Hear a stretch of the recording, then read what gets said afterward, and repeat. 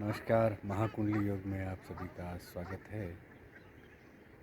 हमारी चेतना 3 स्तर पर कार्य करती है। पहला स्तर पार्थिव जगत से जुड़ा हुआ है, जिसे हम पार्थिव चेतना कहते हैं। यही वो चेतना है जो मनुष्य को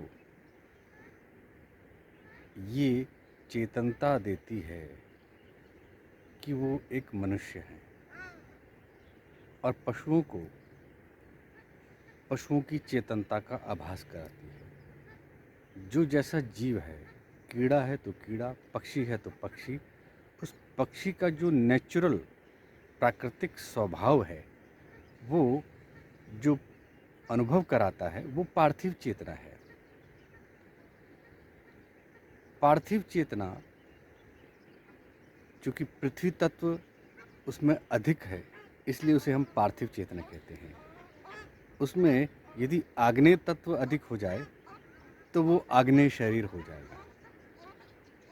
पंचभूतों का तो शरीर बनेगा ही, परंतु जिस तत्व की मात्रा अधिक होगी, वही तत्व से उसका चेतना का स्तर तय होता है। जीव की, क्योंकि हमारे जब ये संसार रचा गया, संसार की सुंदरता दृश्यमान हुई, उसके अनुभव हुए, तो उस अनुभव के आधार पर संसार को भोगने की इच्छा भी हुई। उस पार्थिव संसार को भोगने के लिए जहाँ से जीवात्मा चल के आती है, वो आकाश का एक ऐसा तल है जहाँ पर जब इच्छा पैदा होती है तो जीव को वो इच्छा घसीट कर नीचे के अधोलोक में, इस पृथ्वी लोक पर ले आती है। जीवात्मा और इस पृथ्वी के बीच में जिन जिन चेतना के स्तर से संबंध बनता है, वो 3 स्तर पर है। एक संचित चेतना, जहाँ पर आपके हम सब की जन्म जन्मांतर की चेतना, जन्म जन्मांतर के अनुभव, जन्म जन्मांतर की इच्छाएं, वासनाएं, सब कुछ वहीं पर विद्यमान है।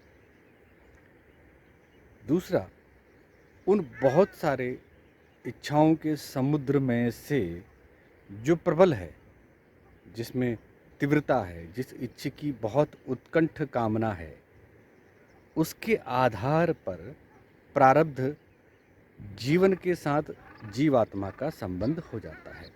चित्त उससे जुड़ जाता है। चित्त यानी जो हमारा स्मृति कोश है, वो मेंटल बैंक, वो स्मृति कोश जब प्रारब्ध जीवन के उस जीवन से जुड़ जाता है जिससे हमारी वो इच्छा की पूर्ति हो, तब वह प्रारब्ध चेतना का स्तर इस पार्थिव जगत में उन शरीर को ढूंढता है, उस पार्थिव चेतना को पकड़ लेता है, जिसके माध्यम से वो जीवात्मा इस शरीर को भोगता है, इस शरीर के माध्यम से उस सुख को भोगता है। ये सब कर्मों पर ही निर्भर करता है। पार्थिव जगत में, पार्थिव चेतना में, पृथ्वी के गर्भ में पार्थिव चेतना का वास है। उसी चेतना के अंश रूप मनुष्य भी है। मनुष्य के पार्थिव मानसिक चेतना है, पक्षियों की मानसिक चेतना है, कीट पतंगों की मानसिक चेतना है, चींटी से लेकर हाथी तक के पर्यंत जितने भी प्राणी हैं, उन सब की पार्थिव चेतना पृथ्वी के गर्भ में है। उसी पृथ्वी के चेतनता के अंश रूप हम जब उस चेतना से, ऊपर की चेतना से जब हम कनेक्ट होते हैं, तब हमारे अंदर एक चेतनता आती है। उस चेतनता से ही प्राण पैदा होता है, अग्नि पैदा होती है। तो ये जो प्राण शरीर है, ये अग्नि तत्व है। इसलिए पृथ्वी को ये भी कहा गया है कि पृथ्वी भूरग्नि प्राणाय, कि पृथ्वी अग्नि वाली है और इसमें प्राण शक्ति विद्यमान है। तो उस प्राण अग्नि से पार्थिव भूतों का ये बीज संपर्क में आता है। उस बीज से ही हमारा जन्म है। तो हमारे इस भौतिक शरीर के परे सूक्ष्म रूप बीज में प्राण चेतना है, जो आग्नेय शरीर है जिसमें अग्नि तत्व अधिक है। और वो अग्नि तत्व वाला प्राण का जो मूल है वो पार्थिव चेतना है। वो पार्थिव चेतना चींटी से लेकर हाथी पर्यंत तक की जो मौलिक पार्थिव चेतना का जो पूरा एक मंडल है जो पृथ्वी के गर्भ में है, उसी के अंश रूप हम हैं। उस मौलिक पार्थिव चेतना के किस अंश से, चाहे वो हाथी का हो, चींटी का हो या किसी का भी हो, मनुष्य में भी हो, तो किस भेद से कहाँ वो जुड़ेगा, ये सब प्रारब्ध कर्म की जो व्यवस्था है उस विधान के अंतर्गत ही जीवात्मा वहाँ जुड़ता है और वहाँ से वो अपनी गति करता है। इस गति के बाद पार्थिव जगत में जब आता है तो पूर्व प्रारब्ध के निर्धारित कर्मों को तो वो करेगा ही, साथ ही पार्थिव चेतना के जो स्वाभाविक गुण हैं उनको भी वो अनुभव करेगा, उन्हें भी भोगेगा।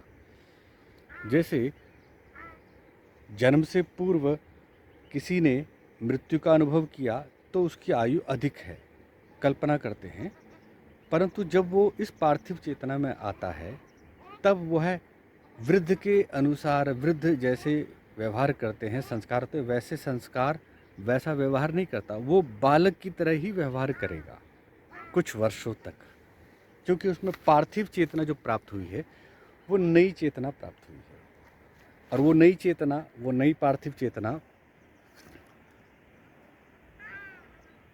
बिल्कुल वैसे ही कार्य करेगी जैसे एक बालक व्यवहार करता है, चंचलता, चपलता, है ना, स्मृति का धीरे धीरे अपनी स्मृति को बढ़ाता है। धीरे धीरे ही वो सब उस जगत में जब परिपक्व होता है, थोड़ा बड़ा होता है, तब पूर्व की स्मृतियों को, पूर्व के स्वभाव को वो जल्दी ग्रहण कर लेता है, बहुत अधिक। कुछ कुछ लक्षण जरूर बाल्यकाल में दिखते हैं, परंतु थोड़ा वर्ष, थोड़ा समय लगता है। जब वो इस पार्थिव चेतना की जो बाल अवस्था है उसके प्रभाव से जब वो मुक्त होता है, युवा होता है, तो वो पूर्व जैसे संस्कार हैं या प्रारब्ध हैं, उन सब का प्रभाव में आने लगता है। और जो प्रारब्ध है, प्रारब्ध भूत, वर्तमान, भविष्य, जो तीनों विधान किए हैं, उस चेतना से प्रभावित होकर ही ये पार्थिव चेतना कार्य करती है। और हमें समझना ये होगा कि जब हम ध्यान करें तो पार्थिव चेतना के इस स्तर को हम अनुभव करें और इससे ऊपर उठने का प्रयास करें। इस पार्थिव चेतना को न त्यागे, न इसमें प्रवेश करें, इसको तटस्थ साक्षी भाव से देखने का प्रयास करें, बस। इसके बाद प्रारब्ध कर्मों को भी अनुभव करें कि इस जीवन में बहुत कुछ अनायास ही पाया है, बहुत कुछ अचानक ही घटा है। वो सब प्रारब्ध, पूर्व इच्छाओं का जो समुद्र आपके चित्त में है उसके अनुरूप ही ये सब घटनाएं घटी हैं।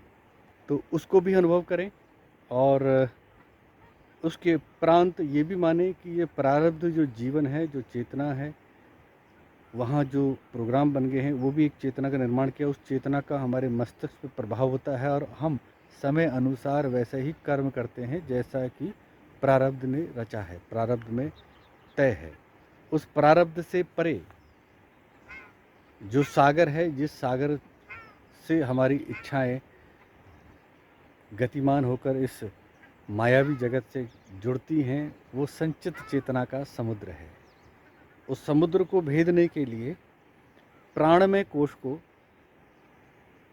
स्मरण करना होगा। और प्राणमय कोश की जो तत्व हैं, पृथ्वी तत्व, अपान तत्व, व्यान तत्व, प्राण तत्व और आकाश तत्व, जब आकाश में पहुँचेंगे तो जब चित्त ठहर जाता है, तब चित्त बिल्कुल ठहर जाता है।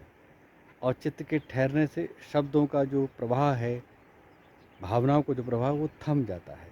तब चीज़ें बिल्कुल स्पष्ट हो जाती है। जैसे नदी का पानी बहते बहते शांत हो जाए तो नीचे की तलहटी पे सब कुछ दिखाई देने लगता है। जब चित्त का प्रवाह यहाँ आकाश के तल पर शांत हो जाता है तब अनेक जन्मों की स्मृतियाँ जागृत हो जाती हैं। अनेक जन्मों के जो संस्कार हैं, जो अनुभव है, वो साक्षात्कार होने लगते हैं, प्रत्यक्ष अनुभव होने लगते हैं। और ये भी अनुभव होने लगता है कि अनेक जन्मों के जो शरीर थे वो ऐसे थे जैसे किसी ने लोहे की जंजीर से बांध दिया है, उससे मुक्त ही नहीं पाया।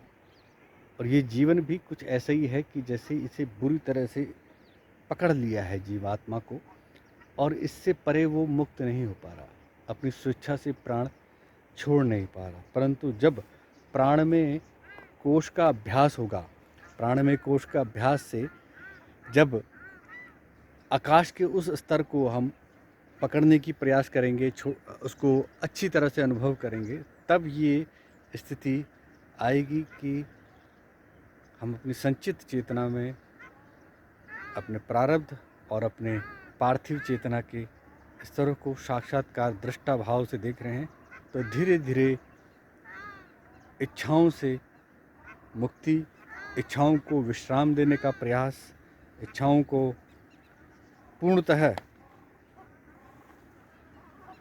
नष्ट करने का, जो एकदम जैसे कहते हैं कि धो दिया, सब प्रवंचनाएं, सब वासनाएं, सब इच्छाएं जैसे धुल जाती हैं, ये काम उस चित्त में होता है।